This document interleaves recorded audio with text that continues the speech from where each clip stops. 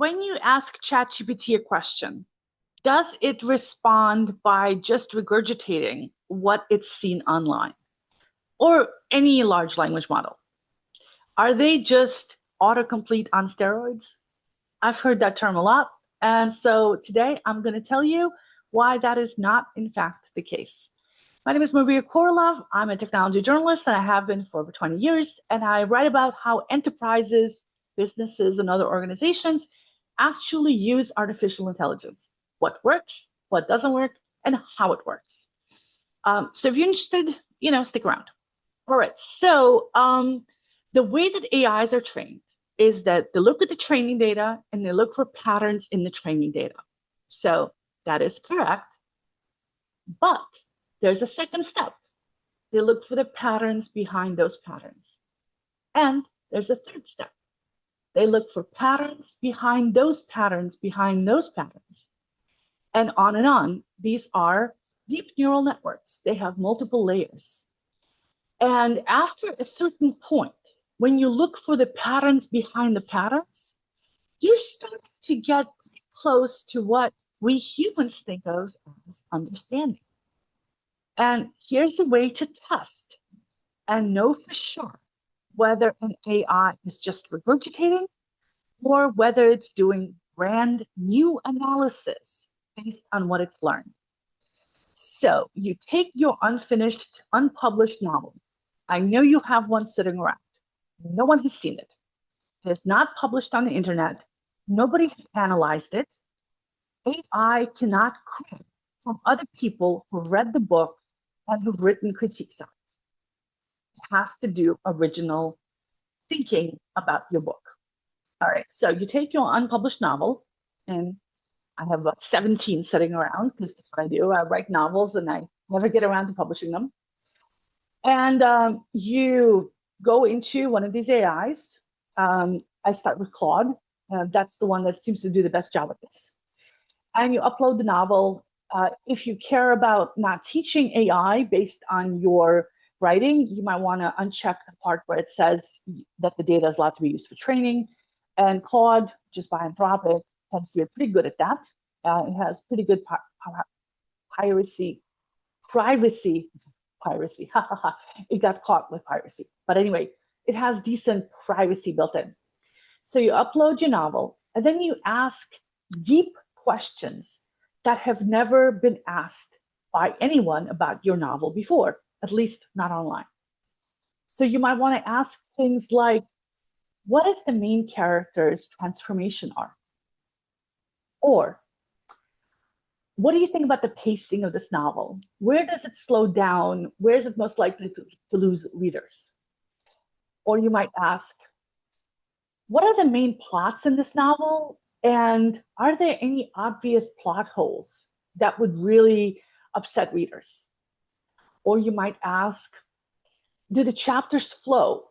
Does the reader reading them want to go on to the next chapter?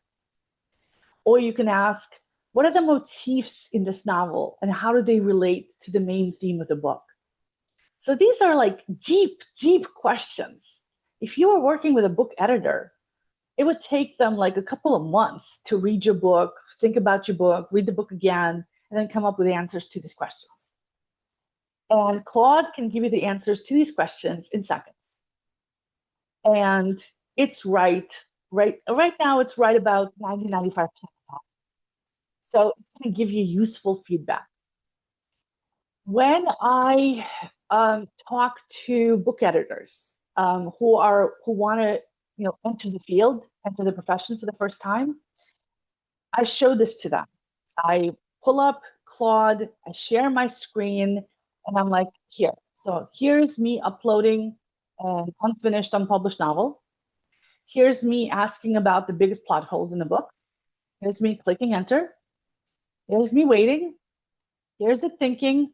Here's its 2-page response of all the problems and narrative issues and plot holes in my book. And it got these 9 right. This one I disagree with. And this one was a total nice.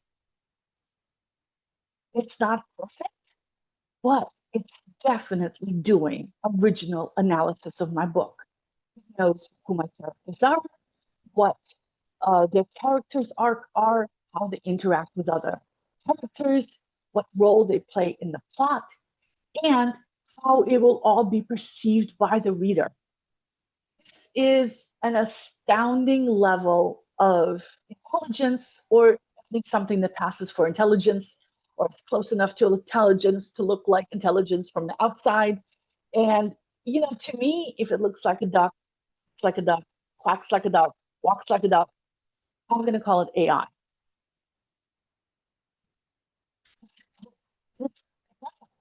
It, it actually does act like it has understanding of what's happening. There's also been a whole bunch of research from various organizations, including Anthropic itself, about how the AI thinks.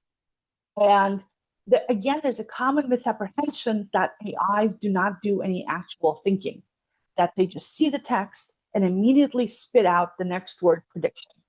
It's like a spell check or autocomplete. It doesn't actually do any thinking.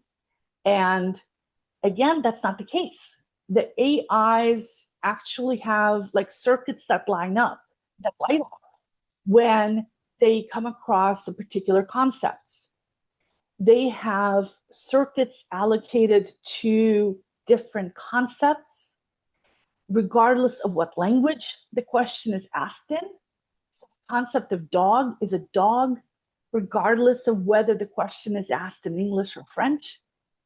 It's abstracted this context from the language, and it thinks about what it's going to say next, and it might change its mind in the middle about what it's going to say next. For example, if you ask it to write poetry, it has to plan ahead to the next line. And it might, and if you do this kind of scan of it's kind of like an MRI of a model as it's thinking, you can kind of see what it does. And in fact, the latest versions of AIs, the reasoning model, actually give the AIs more time to think. And the more time the AIs have to think before they start spitting out the answer, the better their answers become. And the more likely they are to win mathematics competitions, coding competitions, exceed other benchmarks, because they spend more time thinking before they spit out the answer to the question. It is not automatic. It's not just autocomplete. There's a process in the middle where they plan, they analyze, they reflect on what they thought before, they adjust their thinking, and they think about like what they're going to say and how they're going to say it. So very interesting to see the research that's coming out in the space. And if you think that you or your job is safe from AI because it's just autocomplete and can't think, then you're going to be in trouble, because AI is already doing that. It's already doing that. All the frontier models have thinking modes and deep reasoning modes. It's already there. It's not even hypothetical. We actually have it. And you can often turn it on or pay extra and get it with all the commercial providers. Yeah. And when it does that, it can often exceed human performance, like winning the Math Olympiad, like winning coding competitions. It is not just regurgitating the average of what people said. It actually uses the learning it gained from the training data to analyze the question, to think about how the answer might look like, and reflect on its own answer to make it better. Super creepy. Super creepy. I'm not saying it's sentient, but there is a mechanism in there for it to actually think about things before it gives its answer.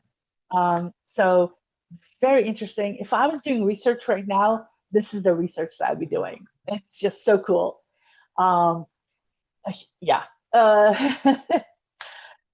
Lots of fun. Definitely keep an eye on the research happening in space. If this is something you're interested in, it's definitely something that I will be keeping an eye on. And I will add links to some of the research papers in the description box below if you want to delve further. Some of them are very clear and easy to read, especially the Red Team reports published by OpenAI and Anthropic. And it's very eye-opening, a little scary, very interesting to see what's happening. We're definitely living through something transformative. What it's going to be, nobody knows. I personally think it's going to work out. I don't think it's going to be perfect. I don't think it's going to be a disaster. I think it's going to be something in the middle because everything is always turns out to be something in the middle.